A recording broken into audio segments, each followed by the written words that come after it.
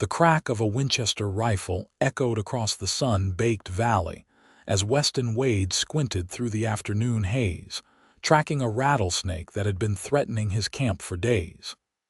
Arizona Territory, 1876, a harsh land that demanded respect and bred tough men. But even after 5 years working cattle drives and odd jobs throughout the Southwest, Weston still felt like an outsider in this unforgiving wilderness. "Missed again," he muttered, lowering his rifle with a sigh as the snake disappeared into the rocks. At 26, Weston had the weathered look of a man who'd spent too many years under the merciless sun. His once fair skin now permanently bronzed, blue eyes striking against his tanned face. The soft accent of his Virginia upbringing had faded, but never quite disappeared, marking him as someone not born to this rugged country. His small camp sat nestled against a rocky outcropping about 2 miles outside of Eureka, California, where he'd been staying for nearly 2 weeks. The gold rush town had grown since its founding, but still maintained the rough-edged character of a frontier settlement. Weston had come looking for work after the cattle outfit he'd been riding with disbanded following a disastrous drive to Dodge City. The evening was settling in as he returned to his modest camp, a small fire already crackling to life. He had just placed his coffee pot on a flat stone near the flames when an unmistakable sensation crawled up his spine, the feeling of being watched. Weston's hand moved slowly toward the Colt at his hip, years of frontier wariness making the gesture as natural as breathing. His eyes scanned the perimeter of his camp, searching for movement among the juniper and scrub oak. "I know you're there," he called out calmly, standing to his full height of 6 feet 1 inch. "Best make yourself known before I get nervous." For a moment, only the whisper of wind through the branches answered him. Then, like a shadow separating from the landscape itself, a figure emerged from behind a large boulder 30 feet away. The fading sunlight revealed a young woman, her dark hair hanging in 2 long braids adorned with small beads. Her attire, a doeskin dress with intricate beadwork and moccasins, immediately identified her as Apache, though she stood with a straight-backed confidence that suggested she felt no fear in approaching a white man's camp alone. "You shoot snake badly," she said in carefully pronounced but clearly accented English. "Waste bullets." Weston's eyebrows rose, hand still resting on his pistol. "Been watching me a while, then." The young woman approached cautiously but with dignity, stopping at a respectful distance. "2 days. You make much noise in woods, scare away game." "Didn't realize I had neighbors," Weston replied, relaxing his stance slightly but remaining alert. Apache-white relations in the territory were tense at best, violent at worst. "You're a long way from your people, aren't you?" She lifted her chin proudly. "I go where I choose." Something about her demeanor struck Weston as unusual. Most Apache avoided white settlements and certainly didn't approach lone white men casually. And though her English was limited, the fact that she spoke any at all was surprising. "What's your name?" he asked. She hesitated, studying him with intelligent dark eyes that reflected the growing firelight. "Nalin. It means sunrise in your language." "That's a pretty name," Weston replied, then gestured to himself. "I'm Weston Wade." Nalin nodded once, acknowledging the introduction. Then, to his complete surprise, she took 2 steps closer and said in a clear, determined voice, "Teach me your language, Cowboy." The request caught Weston off guard. "My language? You already speak some English." "Not enough," she replied firmly. "Need more words, better words." "Why ask me?" Weston questioned, genuine curiosity replacing his initial wariness. "There's a whole town full of people who speak English just over there." He gestured toward Eureka. Nalin's expression darkened. Town people not talk to Apache, only shout, chase away, or worse. She studied him intently. You different, you listen. You respect land, I watch how you take only what you need, leave rest. Weston considered her words. He'd always tried to live simply on the trail, having developed a deep respect for the harsh beauty of the wilderness. It had never occurred to him that such habits might be observed and judged by others. "Why do you want to learn more English?" he asked. "To survive," she answered simply. White man's world grows. Apache world shrinks. Need to understand white man's words to protect my people. There was such practical wisdom in her response that Weston found himself nodding before he'd even decided to agree. "I suppose I could teach you some, but not for free." He saw her tense and quickly added, "You know these woods better than I do. Could use some hunting tips in return. That snake isn't the first dinner I've lost this week." The suggestion seemed to surprise her, but after a moment's consideration, Nalin nodded. "Fair trade. I teach you hunting, you teach me words." "Deal," Weston said, then gestured to the fire. "Coffee's almost ready if you'd like some." Nalin hesitated, then sat cross-legged across the fire from him with a fluid grace that spoke of a lifetime moving through wilderness. "Coffee good. Strong medicine." As Weston poured the dark liquid into 2 tin cups, he found himself wondering what strange circumstances had brought this young Apache woman to his camp, and what stranger path might lie ahead from this unusual meeting. The dawn arrived with a chorus of desert birds and the soft glow of light painting the eastern sky. Weston woke to find Nalin already at the edge of his camp, watching the sunrise with quiet reverence. She had departed shortly after sharing coffee the night before, promising to return at first light. "Morning," he called, sitting up and reaching for his boots. "You been there long?" Nalin turned, her face serene in the morning light. "Since sky first changed color. Important to greet sun." Weston nodded, respecting the ritual without fully understanding it. "Guess we should get started. What's your plan for our trade?" "First hunt, then words," Nalin replied decisively. "Empty stomach makes poor learning." It made sense, and Weston quickly readied himself, gathering his rifle and canteen. He followed as Nalin led the way into the scrubland with a silent, efficient stride that made his own movements seem clumsy by comparison. After about 20 minutes, she stopped abruptly, holding up a hand. With deliberate movements, she crouched and pointed to a small depression in the sandy soil. "Jackrabbit," she whispered. "Fresh tracks, you follow." Weston studied the faint impression, noting details he would have missed on his own: the direction, the spacing that indicated speed, the freshness of the disturbed earth.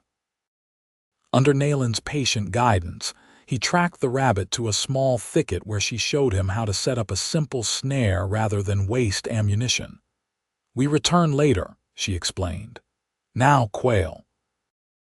By midday, they had caught not only a rabbit, but also 2 quail using hunting methods that required minimal equipment and made virtually no sound. Weston was impressed by both Nalin's skill and her willingness to share knowledge that her people would typically keep to themselves. As they prepared their catch over a small cooking fire, Weston began fulfilling his end of the bargain, naming each item they used in English, then having Nalin repeat it. "Knife," he said, holding up his hunting blade. "Knife," she echoed, her pronunciation nearly perfect. "Fire, fire." "Rabbit, rabbit," she said carefully, separating the syllables before bringing them together more smoothly on her second attempt. Her ability to mimic sounds was remarkable, and her memory seemed flawless. Whatever Weston taught, she retained, often asking for clarifications on usage or context that revealed a quick intelligence beneath her direct manner.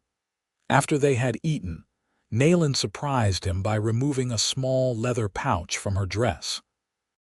From it, she extracted a flat stone and a piece of charcoal. "Show writing," she requested. "You want to learn to write too?" Weston asked, somewhat taken aback by her ambition. "Words in air vanish," she explained pragmatically. "Words on paper stay." Weston couldn't argue with her logic. Taking the charcoal, he began with the alphabet, carefully inscribing each letter on the stone. Nalin watched with intense concentration, occasionally tracing the shapes with her fingertip as if committing them to muscle memory as well as mind. As the afternoon progressed, Weston found himself increasingly impressed by Nalin's determination and intelligence. She approached learning with a seriousness that made him want to be a better teacher. "Why aren't you with your people?" he finally asked during a break, curiosity getting the better of him. "Most Apache I've heard of stay with their band." A shadow passed across Nalin's face. "My band scattered.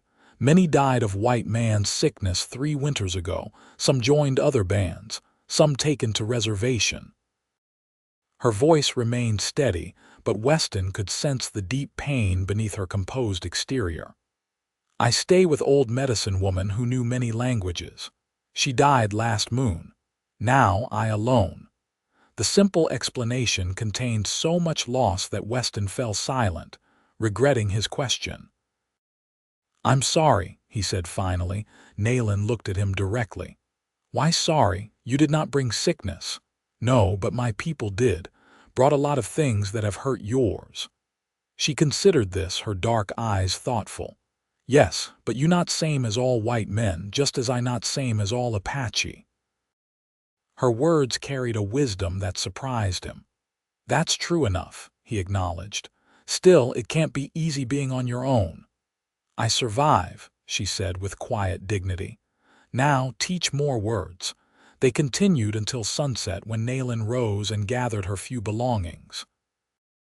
"Tomorrow," she said simply. "Same time." "I'll be here," Weston replied, watching as she melted into the growing shadows with an ease that still amazed him. That night, as he lay beside his campfire looking up at the vast canopy of stars, Weston reflected on the day. There was something about Nalin's strength and determination that compelled his respect. In just one day, she had taught him more about truly seeing the land around him than he'd learned in 5 years of wandering. What would she teach him tomorrow? And what, beyond simple English words, could he possibly offer her in return? The days fell into a comfortable pattern. Each morning Nalin would appear as the first light touched the horizon, and together they would hunt or forage before settling into their language lessons. Weston found himself fascinated by her quick mind, and the way she approached learning with such intensity. On the 4th day, as they sat beneath the shade of a gnarled juniper, Weston noticed Nalin staring at his journal, a simple leather-bound book where he occasionally recorded his travels or sketched landmarks. "You write much," she observed. "What stories do you keep?" "Not really stories," he admitted. "Just thoughts, memories, things I don't want to forget." Nalin considered this. "In my people, stories kept here," she tapped her temple, "and here," she placed her hand over her heart. "Pass by speaking, not writing." "That's remarkable," Weston said, genuinely impressed. "To remember everything without writing it down." "Our way," she said simply, then hesitated before adding, "would like to see your words." Weston handed her the journal, watching as she carefully turned the pages, studying his handwriting with intense concentration. She paused at a rough sketch he'd made of the mountains to the east. "You make picture of Grandmother Mountain," she said, using the Apache name for what white settlers called Mount Shasta. "Sacred place." "It's beautiful," Weston said. "I've never seen anything quite like it." Nalin traced the outline of the mountain with one finger. "All places have spirit. Some stronger than others. This mountain very strong spirit." Weston felt an unexpected curiosity stirring. "How do you say mountain in your language?" Her eyes widened slightly, clearly surprised by his interest. "Dee's ill," she said, the sound unlike anything in English, with subtle tones Weston wasn't sure he could reproduce. "Dee's ill," he attempted, the word clumsy on his tongue.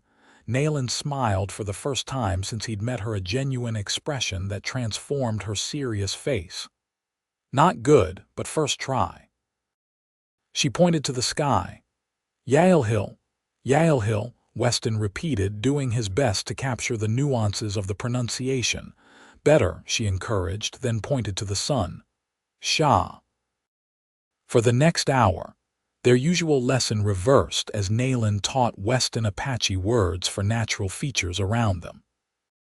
His attempts often made her laugh, a musical sound that seemed to surprise her as much as him, but she remained patient, correcting his pronunciation with the same care he'd shown her with English. "Why you want learn Apache words?" she finally asked. "No use for white man."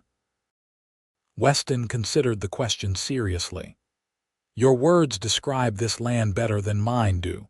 They belong here. English feels borrowed when talking about these places." Something shifted in Nalin's expression, a softening, an assessment. "Most white men think Apache words savage. Not worth knowing." "Most white men are fools," Weston replied simply. This earned him another small smile before Nalin stood, brushing dust from her dress. "Enough words today. Now I show you water place, secret place." She led him for nearly an hour through increasingly rocky terrain, until they reached what appeared to be a dead end, a sheer rock face partially obscured by scrub brush. Nalin moved confidently toward a narrow opening barely visible from their approach angle, gesturing for Weston to follow.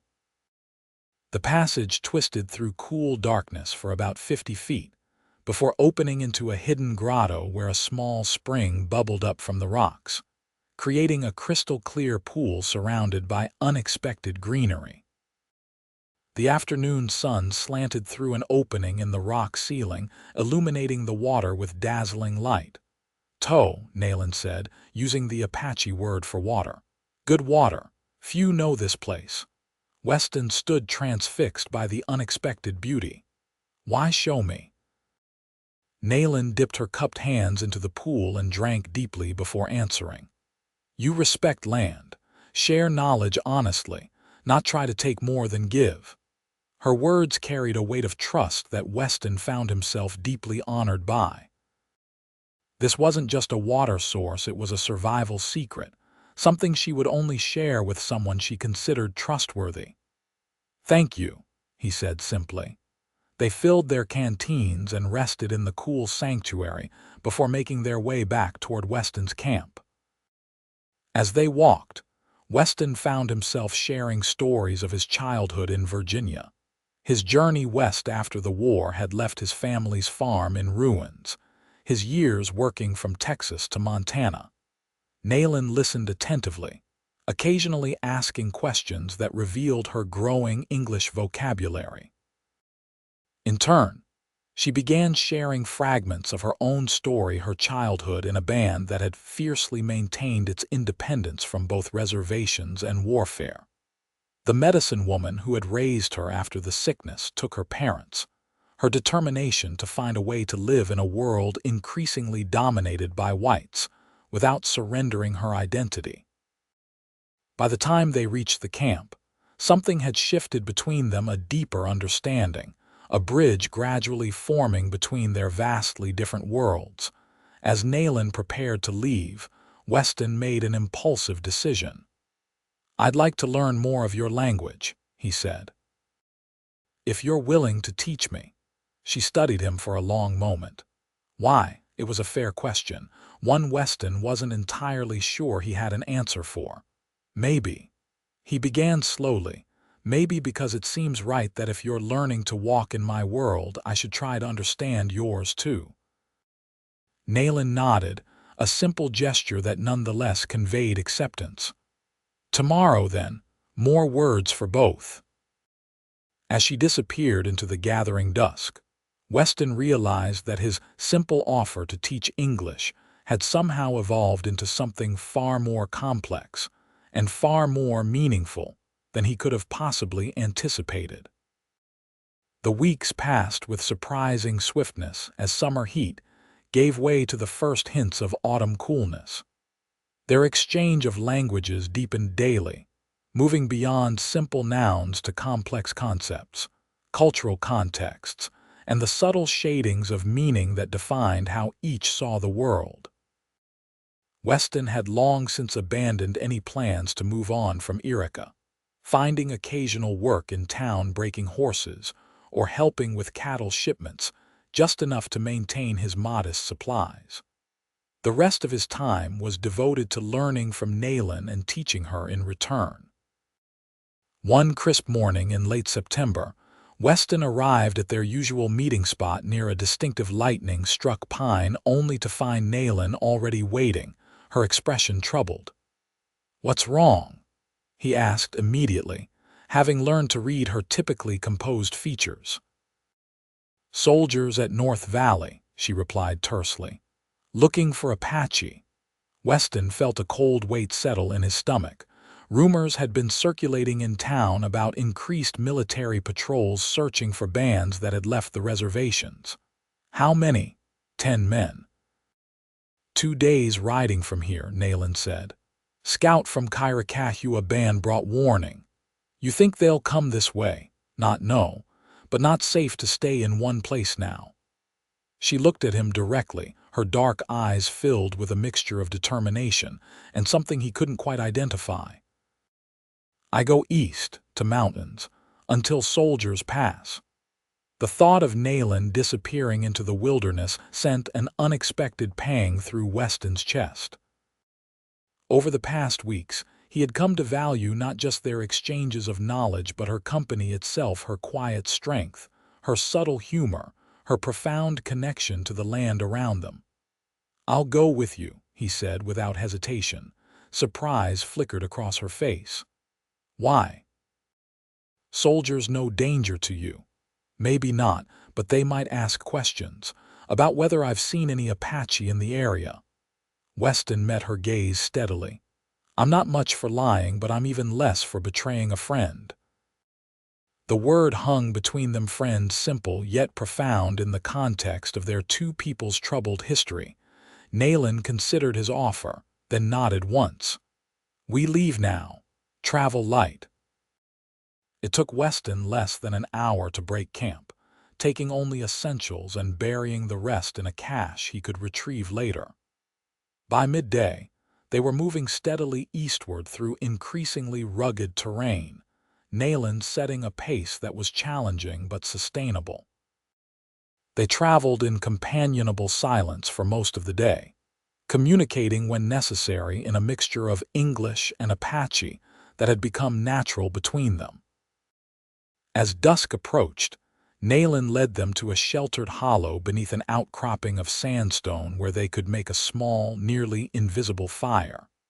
As they prepared a simple meal of jerky and wild onions, Weston found himself studying Nalin's profile in the fading light. At 23, she carried herself with the dignity of someone far older, yet there were moments when a youthful vulnerability showed through her composed exterior. Tonight was one of those moments, her usual confidence tempered by the real danger they were avoiding. "Tell me about the mountains we're heading to," he said, hoping to distract her from her worries. Nalin's expression softened as she gazed eastward. "Sacred place, where ancestors' spirits dwell, place of power and healing." "Have you been there before?" She nodded. 2 times. "Once as child for naming ceremony, once with medicine woman when I became woman." "Will your people be there? Other Apache, I mean. Perhaps some. Mountain welcomes all who come with respect." She hesitated, then added, "But you first white man I know to go there." The implication of her trust was not lost on Weston. "I'm honored," he said simply. They fell silent, the crackling of their small fire and the night sounds of the desert the only accompaniment to their thoughts. Finally, Nalin spoke again, her voice quieter than usual. "Why you learn Apache language, Weston Wade? Truth reason."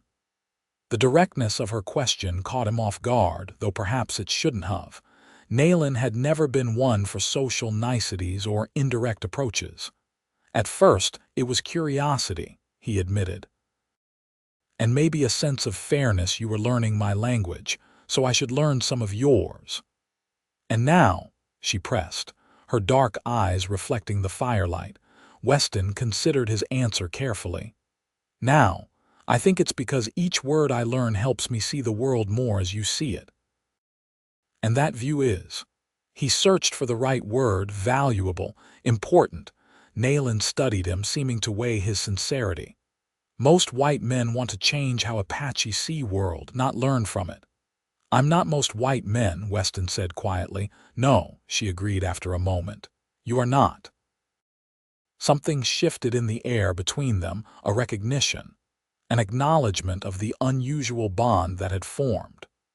Neither spoke of it directly, but as they settled in for the night, Nalin positioned her blanket closer to Weston's than she had in previous camps they'd shared. Just before sleep claimed him, Weston heard Nalin's voice, soft in the darkness.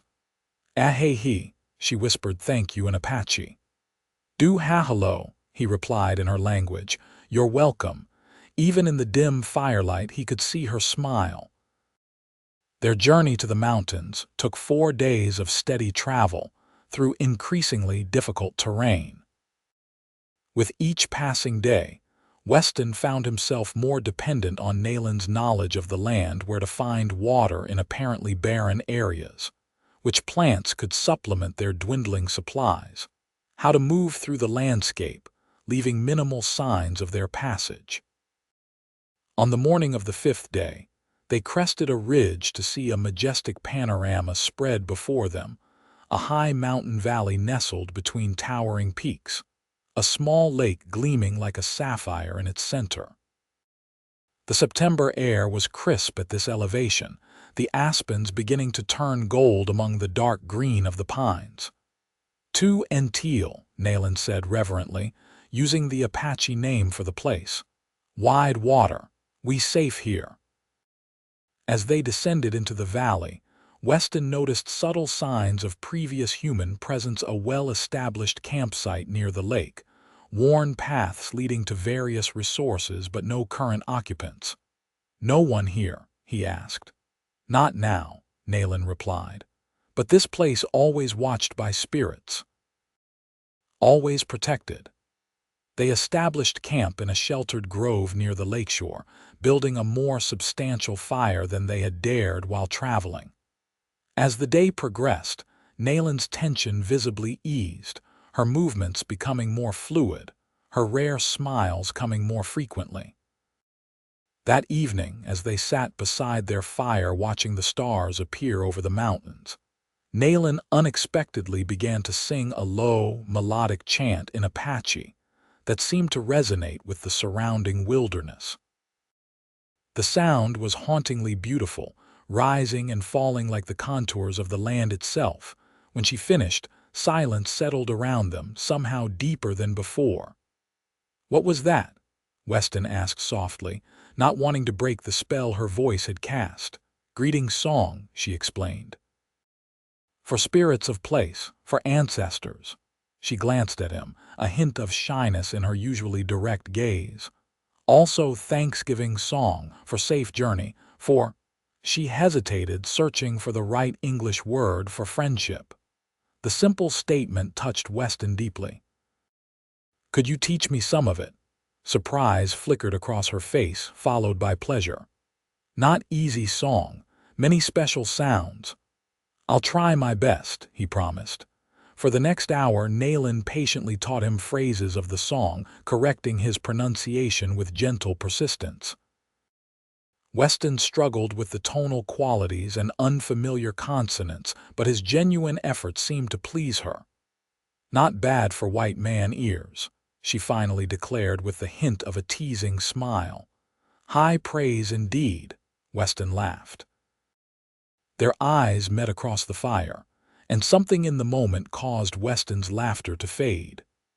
In the firelight, Nalin's face was striking, her high cheekbones and expressive dark eyes, reflecting both strength and a rare vulnerability. "Nalin," he began, not entirely sure what he wanted to say, but feeling the need to speak nonetheless. She tilted her head slightly, waiting. "I'm glad I'm here," he said finally. "With you," her expression softened. "I also." The simple exchange contained multitudes and acknowledgement of a connection that had grown far beyond their initial bargain. A recognition that something significant had developed between two people from worlds that rarely met in peace or understanding. That night, as Weston drifted toward sleep, he realized that the mountains around them had become more than just a temporary refuge from soldiers. They had become a boundary between the world they had left behind with all its prejudices and conflicts, and something new they were creating together, word by word, day by day. The days in the mountain valley took on a dreamlike quality. Free from the necessity of constant movement, they established a comfortable routine, hunting and gathering in the mornings, language exchanges in the afternoons, and evenings spent sharing stories by the fire. Weston's Apache vocabulary grew steadily under Nalin's tutelage, while her English became increasingly fluent. But beyond the mechanics of language, they began exchanging deeper cultural knowledge, Nalin teaching Weston the Apache understanding of the natural world, their spiritual beliefs, their concepts of community and responsibility. Weston explaining aspects of white society that mystified her, from legal systems to literature. 2 weeks into their stay, Weston returned from checking his fishing lines to find Nalin sitting cross-legged by their camp, grinding something in a small stone bowl. "What are you making?" he asked, setting down his catch of 3 good-sized trout. "Medicine paint," she replied, not looking up from her work. "For protection, for connection to spirits." Weston watched as she mixed various crushed minerals with what appeared to be animal fat to create pigments of red, white, and black. When she was satisfied with the consistency, she set the bowl aside and looked up at him. "Tonight's special night," she explained. "First full moon of autumn, time when veil between worlds is thin. Good time for seeking vision." "What kind of vision?" Weston asked, intrigued. "Guidance." "Understanding." Her eyes met his directly. "Would you participate? Is not thing white men usually do." The invitation clearly held significance beyond simply sharing another cultural experience. Weston sensed that Nalin was offering something deeply personal, a level of inclusion that few outsiders would ever be granted. "I'd be honored," he said sincerely. "What does it involve?" Nalin explained that they would fast from midday, purify themselves in the lake at sunset, then spend the night in a small ritual space she would create, singing and praying as the full moon rose over the mountains. "Purpose is to open mind, heart to messages from spirits," she concluded. "Sometimes come as dream, sometimes as feeling, sometimes as animal messenger." "And the paint?" Weston asked, "for marking body with sacred symbols, helps spirits recognize good intention." She hesitated, then added, "I would paint your face, if you permit, with symbols of protection." There was something in her tone, a subtle shift, an undercurrent of meaning that made Weston's heart beat faster. "Yes," he said simply, "I permit it." They spent the afternoon preparing, gathering special woods for the ceremonial fire, creating a circle of stones on a flat area overlooking the lake, and fasting as Nalin had instructed. As the sun began its descent toward the western peaks, they walked to a secluded cove of the lake. "Must enter water with pure thoughts," Nalin instructed. "Leave behind doubts, fears, anger. Water takes away what is not needed." She slipped gracefully out of her dress, wearing only a simple undergarment, and walked into the lake without hesitation. Weston followed her example, removing his clothing down to his undergarments, acutely aware of the intimacy of the moment. The water was cold enough to take his breath away, but Nalin showed him how to move slowly, acclimatizing his body while focusing on thoughts of cleansing and renewal. They emerged as the last direct sunlight left the valley, the water beating on their skin in the deepening twilight. Back at their camp, Nalin dressed in a special ceremonial garment she had kept carefully wrapped in her pack, a beautifully decorated dress with intricate beadwork and symbolic designs. Weston changed into clean clothing, following her lead in treating the occasion with appropriate reverence. As full darkness settled over the valley, Nalin beckoned Weston to sit before her. Taking up her bowl of paints, she began to apply the pigments to his face with delicate precision, her fingers warm against his skin. "Red for life force," she explained softly as she traced lines across his forehead. "White for wisdom of ancestors, black for mystery of spirit world." The gentle touch of her fingers was hypnotic, the careful concentration in her expression making Weston intensely aware of their physical proximity. When she finished, she studied her work with solemn satisfaction. "Now you," Weston said, gesturing to the remaining paint. Nalin nodded, handing him the bowl and describing where each color should be applied. Weston worked with careful attention, trying to match the precise patterns she had created on his own face. The intimacy of painting her features, the curve of her cheekbones, the smooth expanse of her forehead, the delicate line of her jaw awakened something profound within him, a recognition of beauty that went beyond the physical. When he finished, Nalin's eyes opened, meeting his with an intensity that seemed to bridge worlds. "Good," she said simply, but the word carried weight far beyond its single syllable. They proceeded to the stone circle as the moon began to rise, igniting the ceremonial fire and sitting side by side facing east. Nalin began to sing different songs than Weston had heard before, with complex rhythms and melodies that seemed to weave through the night air like living things. Gradually, she taught him portions of the songs, encouraging him to join his voice with hers.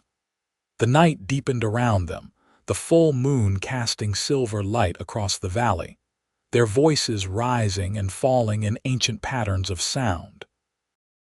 Hours passed in this way until Weston lost track of time entirely, aware only of the fire, the moonlight, and Nalin's presence beside him. Eventually, their songs quieted and they sat in contemplative silence, watching the moon trace its path across the sky. "What do we do now?" Weston finally whispered. "Listen," Nalin replied simply. "With heart more than ears." They fell silent again, the night sounds of the wilderness enveloping them, the soft hooting of an owl, the rustle of wind through aspen leaves, the distant call of a coyote. Weston closed his eyes, trying to empty his mind as Nalin had instructed, to become receptive to whatever messages might come. He wasn't sure how much time had passed when he felt Nalin's hand cover his own where it rested on the ground between them. The simple contact sent a current of warmth up his arm, centering in his chest. When he opened his eyes, he found her watching him, the painted symbols on her face catching the moonlight. "What did you hear?" she asked softly. Weston considered the question carefully. "Not words," he said slowly. "A feeling, like belonging, like finding something I didn't know I was looking for." Nalin's eyes widened slightly, a flash of recognition crossing her features. "I also," she whispered. In that moment of shared understanding, the distance between their worlds seemed to vanish entirely. Weston turned his hand beneath hers, their fingers intertwining as naturally as two streams joining into one river. Later, neither would remember who moved first, only that the space between them closed, their lips meeting in a kiss that felt simultaneously like a beginning and a completion. Nalin's hand came up to rest against Weston's painted cheek, her touch gentle yet certain. When they finally separated, Weston rested his forehead against hers, their breath mingling in the cool night air. "Ayu Ani Inishni," Nalin whispered in Apache. "What does that mean?"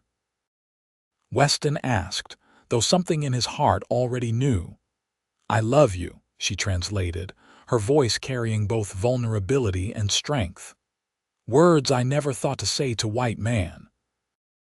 "And words I never thought to hear from an Apache woman," Weston replied, his thumb gently tracing the curve of her cheek, careful not to disturb the sacred symbols painted there. "Yet here we are, she echoed, wonder in her voice. The ceremonial fire burned low as they held each other beneath the vast canopy of stars. Two people who had somehow found their way across the seemingly uncrossable boundaries of their different worlds. The revelation of their feelings altered everything and nothing. Their daily routines in the mountain valley continued much as before, hunting, gathering, sharing knowledge, but now with a deeper current running beneath every interaction, every shared glance, every conversation. Weston's dedication to learning Apache intensified, driven by a desire to understand not just Nalin's language but her entire worldview. He practiced relentlessly, determined to honor her culture by speaking her tongue as perfectly as possible. In turn, Nalin's curiosity about his world expanded, her questions becoming more nuanced as she sought to understand the society that had shaped the man she had come to love.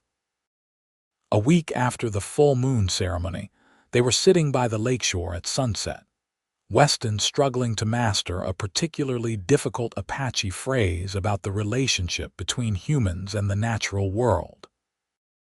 "Nihok adjective dine no hestzan b bil nahaza," he repeated carefully after Nalin, trying to capture the precise tones and inflections. She smiled, pleased with his effort. "Better. Meaning is deep, that people and earth connected, not separate things. Hard to say in English."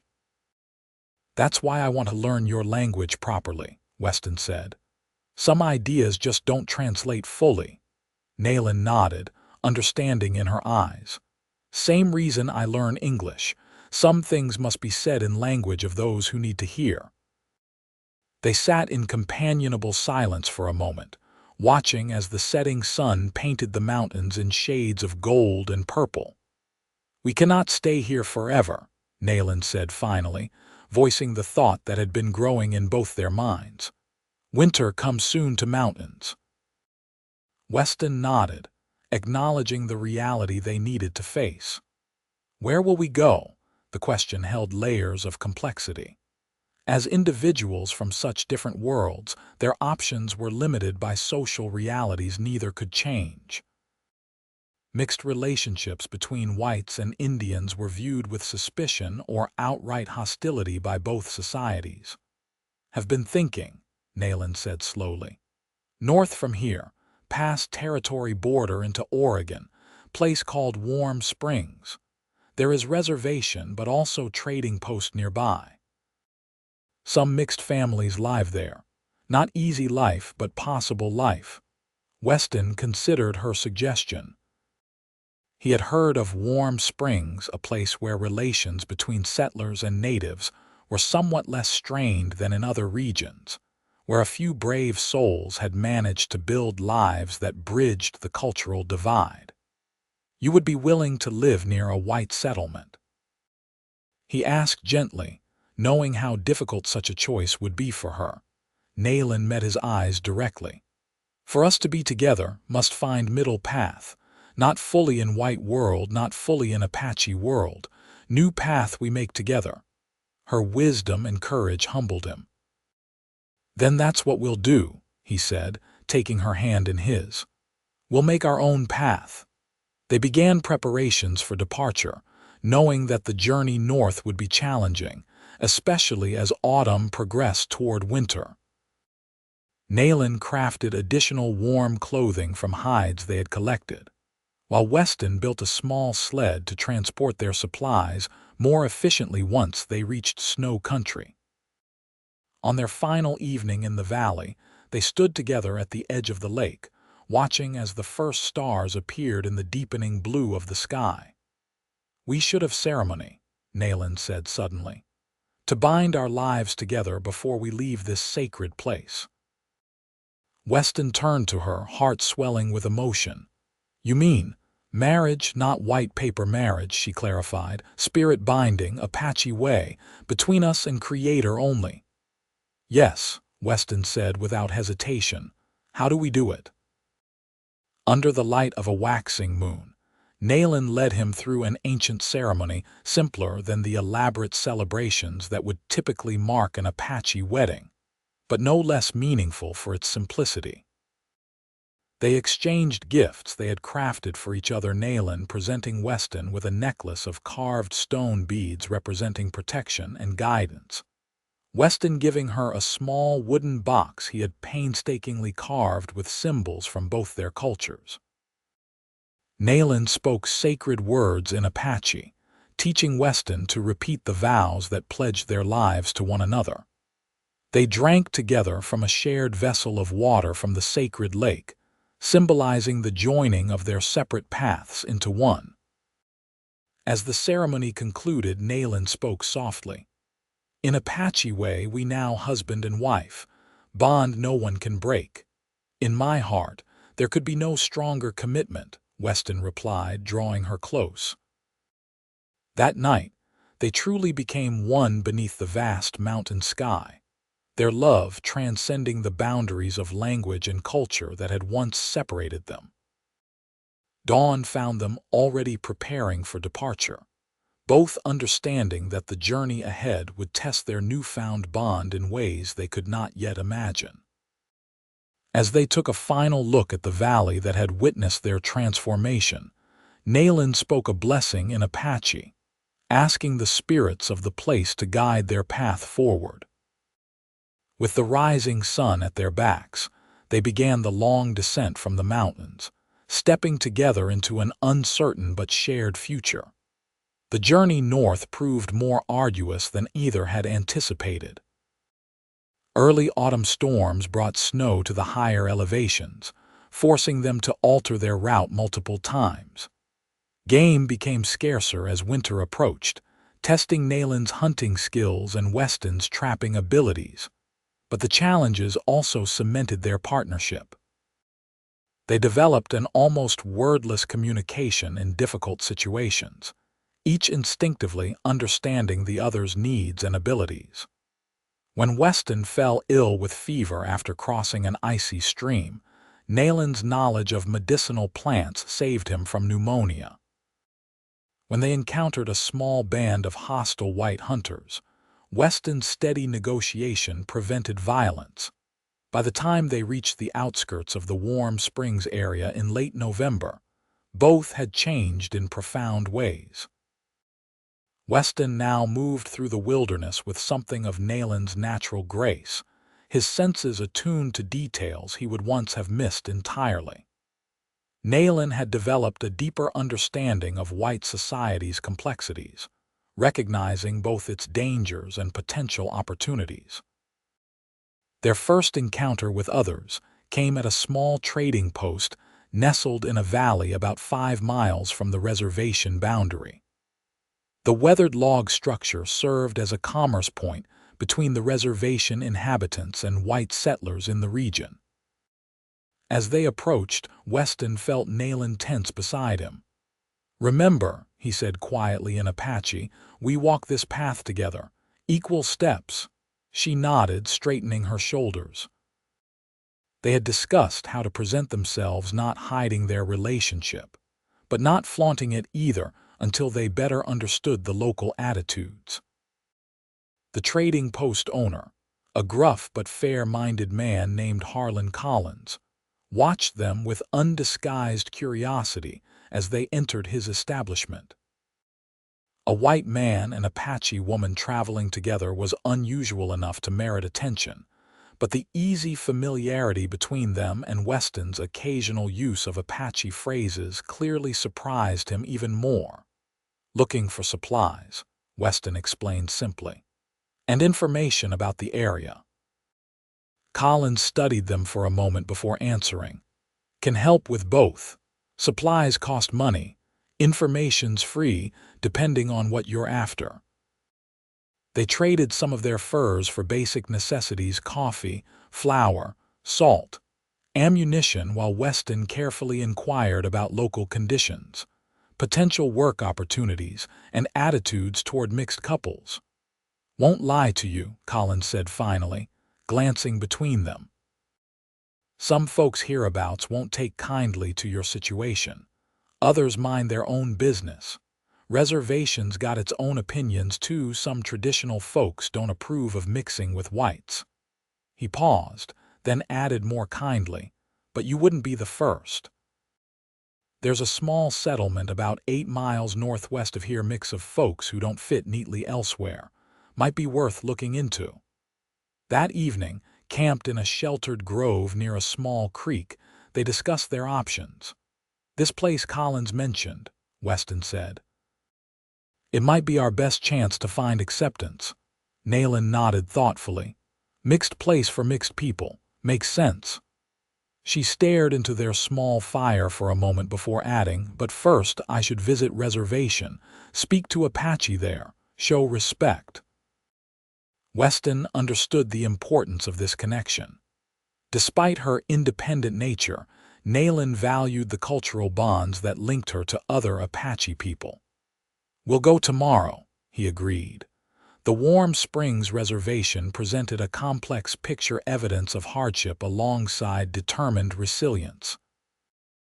Government buildings and missionary schools stood in stark contrast to traditional dwellings. Some Apache wore white man's clothing, others maintained traditional dress. It was a community caught between worlds, much like Weston and Nalin themselves. Their reception was mixed. Some tribal members viewed them with suspicion, particularly Weston. Others, especially among the younger generation, showed cautious curiosity about their relationship.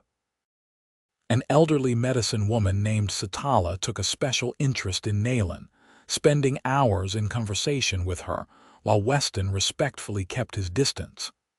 "She says our path is difficult but necessary," Nalin reported afterward. "Says some must walk between worlds to create new understanding." She gave blessing. The approval of a respected elder provided Nalin with a sense of validation that Weston could see eased a burden she had been carrying, the fear that choosing life with him meant complete separation from her cultural roots. After 3 days at the reservation, they continued northwest, following Collins' directions to the settlement he had mentioned. They crested a small rise to find a collection of about 15 structures nestled in a protected valley, some traditional native dwellings, others log cabins, a few hybrid buildings that incorporated elements of both styles. Smoke rose from most chimneys, and they could see people moving about, men and women of various backgrounds working together at communal tasks.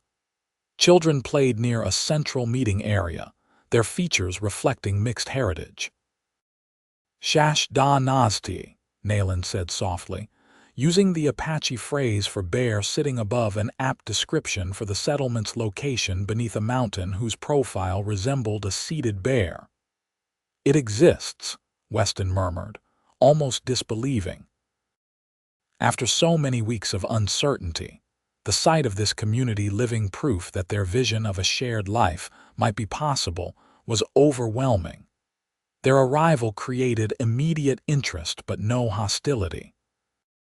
They were met at the edge of the settlement by a tall man with graying hair who introduced himself as Michael Two Rivers, one of the community's founders.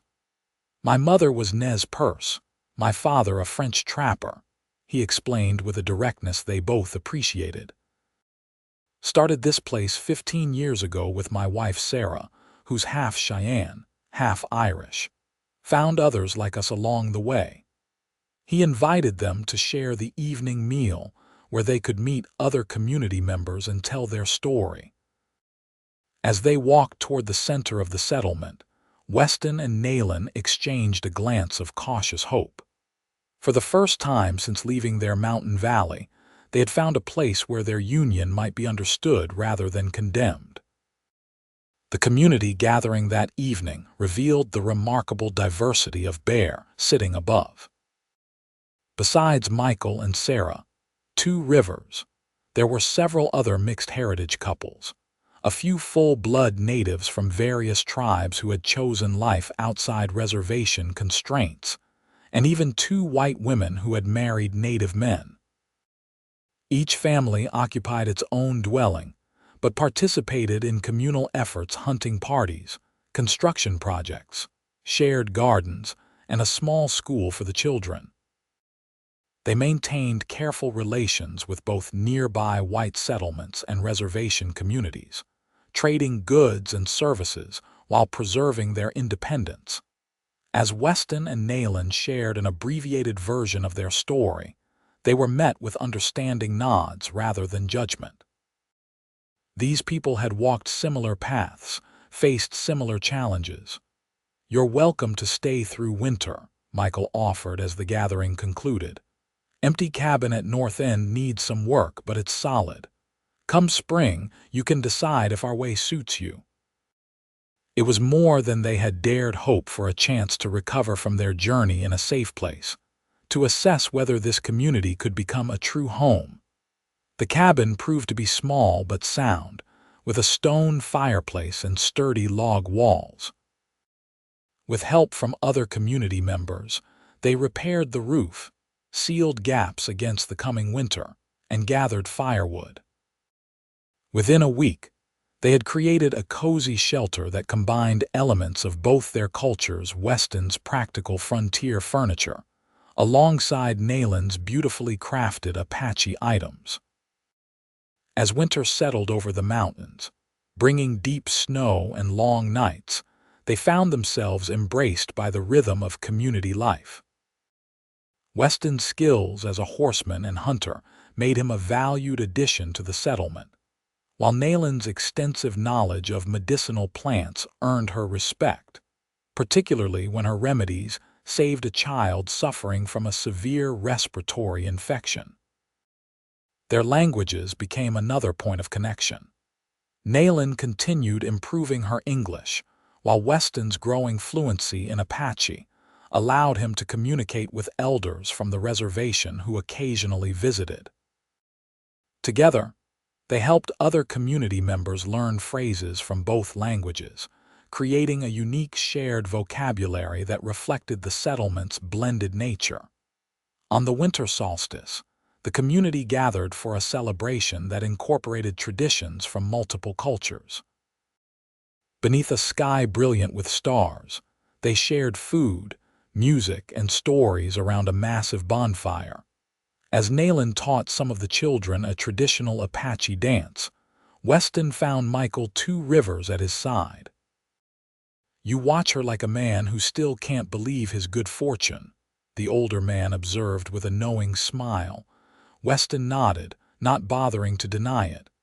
"Every day, I'm grateful for whatever twist of fate led her to my campfire." "It wasn't fate," Michael replied thoughtfully. "It was courage, hers to approach a white man, yours to see beyond what most of your kind would see. That same courage brought all of us here." He gestured to the gathered community. "This is what the future could be if more had such courage." The observation stayed with Weston long after the celebration ended. As he and Nalin lay together in their cabin, listening to the winter wind, he shared Michael's words with her. "He is wise man," Nalin said softly, "sees beyond surface of things. You think we could make a home here?" Weston asked, the question that had been in both their minds finally voiced. Nalin was quiet for a moment before answering. "Yes. Not perfect place, no such thing exists for people like us. But good place. Place where we can be together without hiding. Where children could grow proud of both bloodlines." The mention of children sent a warm current through Weston's heart. They had spoken of the possibility in abstract terms, but this was the first time either had referenced it as part of their future plans. Children who would speak both languages, he said, wrapping his arm more tightly around her. Who would know both our stories? Children of New World, Nalin agreed, not caught between but belonging to both. As winter gradually yielded to spring, their decision solidified. The community had become more than a temporary haven, it had become a place where they could envision building a future together. When Michael approached them in early April about their plans, they were ready with their answer. "We'd like to stay," Weston told him. "If the community will have us permanently." Michael's weathered face broke into a broad smile. "Was hoping you'd say that. Community already considers you part of us, just waiting for you to feel the same." That evening, at another community gathering, their decision was announced and celebrated. Plans were made to help them build a more permanent home on a pleasant rise overlooking a small creek, a location Nalin had been drawn to for its spiritual energy and practical advantages. As the seasons cycled, they put down roots in both literal and figurative ways. Their new home took shape through community effort, a unique structure that combined the practical aspects of a frontier cabin with traditional Apache design elements. They planted gardens, acquired livestock, and established themselves as integral members of Bear Sitting Above. Weston found unexpected fulfillment in developing a small horse breeding operation, focusing on animals suited to the mountain environment.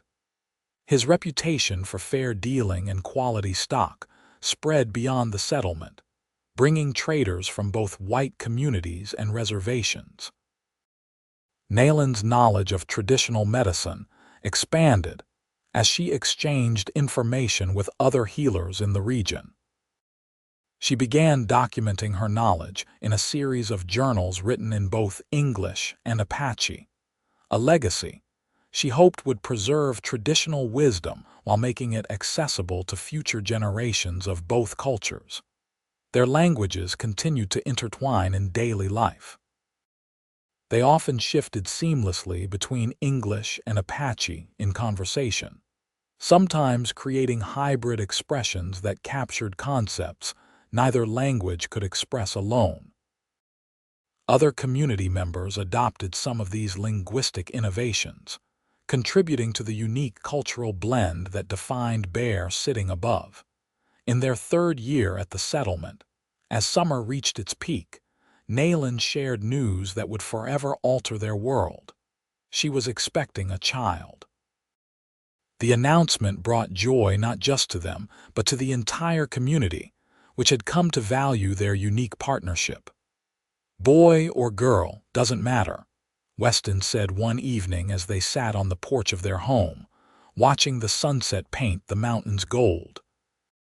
"As long as the child has your spirit," Nalin smiled, placing her hand over his where it rested on her growing belly.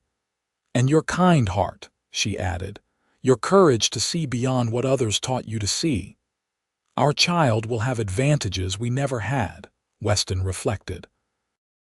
"To grow up knowing both worlds from the beginning, not having to discover them later. But also challenges," Nalin reminded him pragmatically. "World beyond our community still divides people by blood. Then we'll teach them to be strong," Weston said, his voice firm with conviction. "Strong enough to help change that world, little by little." Their son arrived with the first snow of winter, a healthy boy with his mother's dark eyes and his father's cleft chin. They named him William in the white tradition, for Weston's grandfather, and Nilchai Wind, in Apache to honor the free spirit they hoped would define his character. As William Nilchai Wade grew from infant to toddler to young boy, he embodied the bridge his parents had built between their worlds. He spoke both languages with native fluency, moved easily between cultural traditions, and displayed a natural curiosity about the diverse heritages that had shaped his family. By the time he was 5, William often accompanied his father on trading expeditions to nearby settlements or joined his mother gathering medicinal plants in the surrounding wilderness. His presence, a child clearly of mixed heritage, yet confident and articulate in both English and Apache, often challenged preconceptions among those they encountered. "The boy makes people think," Michael observed one evening as they watched William leading a game with other settlement children. "They look at him and see not what they expected, but what could be." "That was our hope," Nalin replied, pride evident in her voice. Their family expanded again when William was 7, with the birth of a daughter they named Alina Nasha, combining Weston's mother's name with the Apache word for owl, honoring both a night visitor during Nalin's labor and the wisdom they hoped their daughter would develop. As their children grew, so did the settlement of Bear Sitting above. What had begun as a refuge for those who lived between worlds gradually became a model for a different kind of frontier community, one built on respect for diverse traditions rather than the dominance of a single culture. Visitors became more frequent curious officials, forward-thinking missionaries, anthropologists interested in the community's unique social structure. Some came with skepticism, but left with new perspectives. Others arrived seeking guidance on creating similar settlements elsewhere. 10 years after their arrival, Weston and Nalin found themselves respected elders in a thriving community of nearly 30 families. Their original cabin, now expanded and improved, had become not just a home but a meeting place where people from different backgrounds came to learn and share knowledge. Weston's fluency in Apache had progressed to near native level, earning him the respect of tribal elders who once would have dismissed any white man's interest in their language as mere curiosity. Nalin had become not only a skilled healer, but a diplomat who helped navigate the increasingly complex relations between the settlement, nearby white towns, and reservation communities. Their children thrived in this environment. William, now 15, showed his father's affinity for horses and his mother's connection to the natural world. At 8, Alina displayed remarkable linguistic abilities, already speaking not only English and Apache, but beginning to learn Spanish and Chinook from other community members. One crisp autumn evening, as the family sat together on their porch watching the sunset, William asked a question that caught both parents by surprise. "How did you two first meet? You've told us pieces, but never the whole story." Weston and Nalin exchanged a glance, realizing they had indeed shared only fragments of their journey with their children. "It began with language," Weston said, smiling at the memory.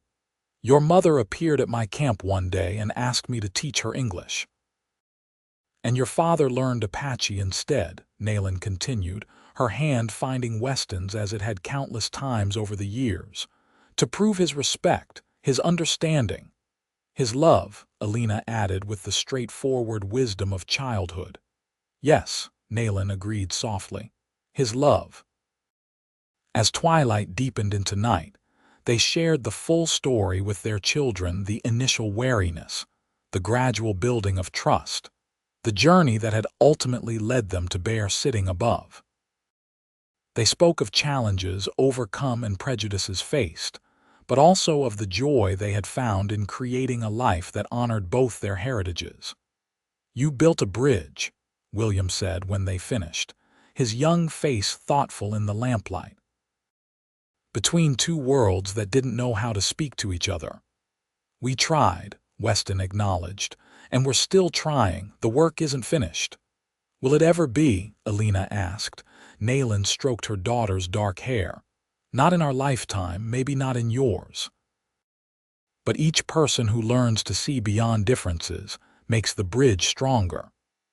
Later that night, as their children slept, Weston and Nalin stood together under a sky brilliant with stars, the same stars that had witnessed their first tentative steps toward understanding so many years before. "Did you ever imagine this?" Weston asked softly in Apache, his arm around Nalin's waist. "That day when you came to my camp and asked me to teach you my language." "No," she replied honestly. "I sought only words then. Not knowing words would lead to understanding, understanding to respect, respect to love. And love to this," Weston finished, gesturing toward their home, their sleeping children, the community that had embraced their vision. "And love to this," Nalin agreed, reaching up to touch his face, the face she had first approached with caution, then curiosity, and finally with a devotion that had transformed both their lives. Above them, the stars continued their eternal dance, witnesses to a love that had bridged worlds and created something new, a legacy of understanding that would continue long after they were gone, spoken in the blended languages of their hearts.